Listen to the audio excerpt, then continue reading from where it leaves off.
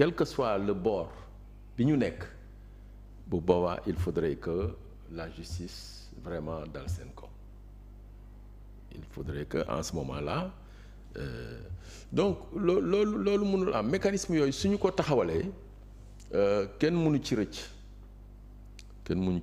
bu fekkee da nga ñëw toj ay station jàmbur wala kër jàmbur nga lakk ko wala et cetera en ce moment-là tu vois mais ñoom loolu la ñu wax sax crimes yi ak yooyu bokkuñ ci moo tax il faut les en féliciter de ce point de vue-là. Oui. Parce le débat a été posé depuis bis bañ koy voté. Voilà parce que Aïssata Tall Sall a été interpellé sur ça. Est-ce que crime de sang yi dafa bokk ci loi bi. Voilà mais ñoom ils n'ont pas dit crime de sang je crois ils ont les crimes simplement parce que dem lakk kër jàmbur crime la station jàmbur et cetera. mais bi ñuy voté loi bi on parlait surtout des crimes. Voilà bi ñu waa ñooñu crime de sang rek lañ doon wax. waaw le débat avait surgi à ce moment-là. Entre Aïssata Tall Sall et les députés de l'opposition. Donc je pense maintenant ce serait très grave suñu limité woo ci assistance bi bañ a déclencher la justice sur cette question pour aller aux indemnisations et à la réconciliation bi ma la wax donc lii benn affaire bu ndaw la ci question boobu comme je t'ai dit c'est une question suffisamment sérieuse et grave qui mérite qu'au-delà de cette assistance vraiment que la justice soit déclenchée sur cette question qu'un mécanisme de vérité, justice et réconciliation soit mis en place et que les problèmes soient réglés et dépassés définitivement. Justice à deux vitesses wala justice instrumentalisée itam la ñuy ragal ci reddition des comptes bi ak ni ñu ko dooree notamment avec l'affaire Farba Ngom mi ñu ne sa convocation serait imminente léegi tey ñu woo ko gannaaw bi ñu yëkkatee malaanu kiiraayam dossier boobu société civile bi nga bokk ban gis-gis la ci am est-ce que gisagum ngeen ci lu tey xel wala luy nduru ne loxol politique moo nekk ci ginnaaw parce que ay ñoñam loolu la ñu wax ba gis nga tàmbali nañoo manifester ba am sax ay arrestation maanaam ay dégâts collatéraux. xam nga foofu aussi peut-être le seul disons problème qu'on peut soulever mooy li ñu ne man dégguma ko sax Ousmane Sonko ci campagne bi waxoon na déjà ne Farba Ngom bu ñu génnee ci campagne bi dootul tal sax affaire bii mooy nekk dernière élection bu muy doon candidat et cetera mais loolu mën nañu ko jàpp comme waxu campagne rek mais le fait que mu coïncider que ñu woo ko après peut-être moom la certains di interpréter en disant que c'est une manipulation de la justice c'est une instrumentalisation de la justice. C'était le cas avec Lat Diop aussi. Waaw mais ce qu'il faut voir ici c'est que affaire bi ça ne fait que commencer sentif le dossier bi comme jógee or quand le ministre de la Justice a communiqué c'était devenu clair donc c'est pas le parquet ñoom ñoo saisir le pôle financier mais c'est la CENTIF bi am le droit de saisine qui a la possibilité d'envoyer les dossiers notamment les dossiers de blanchiment d'argent directement à la justice qu'il a fait alors te xam nañu ne généralement ñi ñuy nommé CENTIF ay nit ñu indépendant la ñu intègre la ñu et cetera et puis ils sont compétents et professionnels tu vois donc vraiment nañu bàyyi ça ne veut pas dire qu'il est coupable. Oui, il a la présomption d'innocence. Maintenant, le pôle financier va faire le travail, ça ne fait que commencer. Et pour ça, il fallait bien lever son immunité. Oui. Donc ça, c'est les questions de procédure.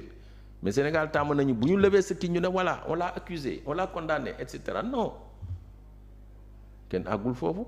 Léegi si maintenant le pôle judiciaire li dal xel foofu mooy que li xewoon CREI amul fii. da ngay ñëw rek ñu ne la voilà expliquer les 124 milliards là noo ko amee.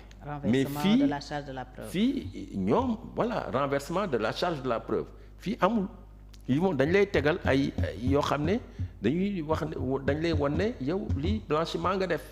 maintenant bu ñu la condamné foofu sax ci loolu sax yow d'accord loo ci say avocat d'accordoon ci am nañu beneen degré. pour mën a def appel de juridiction donc les droits de la défense fii sont sauvegardés également. Tu vois. Alors je pense que c'est ça. Maintenant il faut savoir que certains éléments de l'ancien régime, ça aussi neexul wax, mais c'est ça la vérité, prenaient beaucoup de liberté avec les deniers publics et avec voilà les opportunités que les positions d'État donnaient. yooyu nag s'il y a une reddition des comptes affaire bi mën na daanu seen kaw, mais toujours est-il que la justice, c'est à la justice justement de fonctionner et de montrer que justice bu indépendante la ñu am. Parce que fii moom ku fi def instrumentalisation aussi dafay feeñ, dañ koy xam.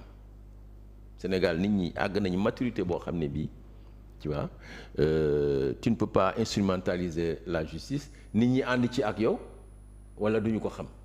Non seulement danañ ko xam, mais am na ñu bëri ñoo xam ne duñu comme tel que nous duñu ci ànd. Voilà. Alors oui ñu ngi xaar aussi peut-être même scénario pour l'ancien premier ministre Amadou Ba.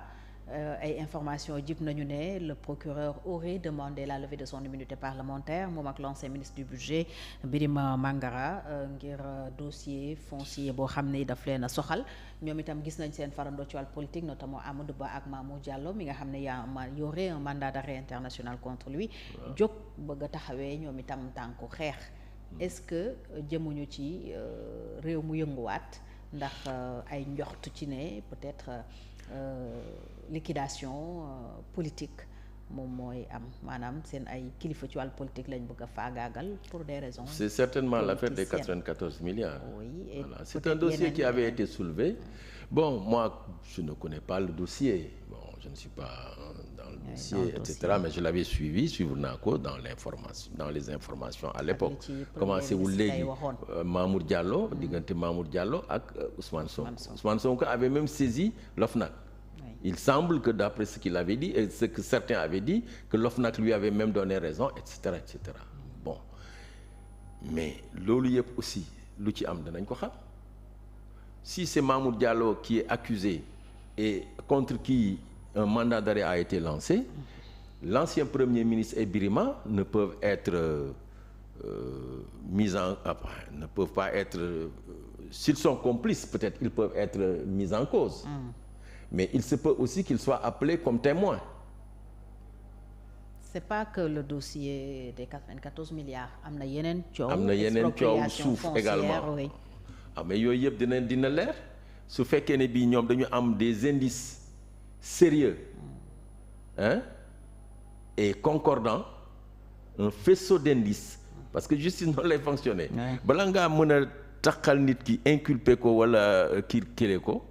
da ngay am foo ko teg su fekkee ne ñoom am nañu effectivement pôle judiciaire am nañu ay éléments suffisamment d'éléments pour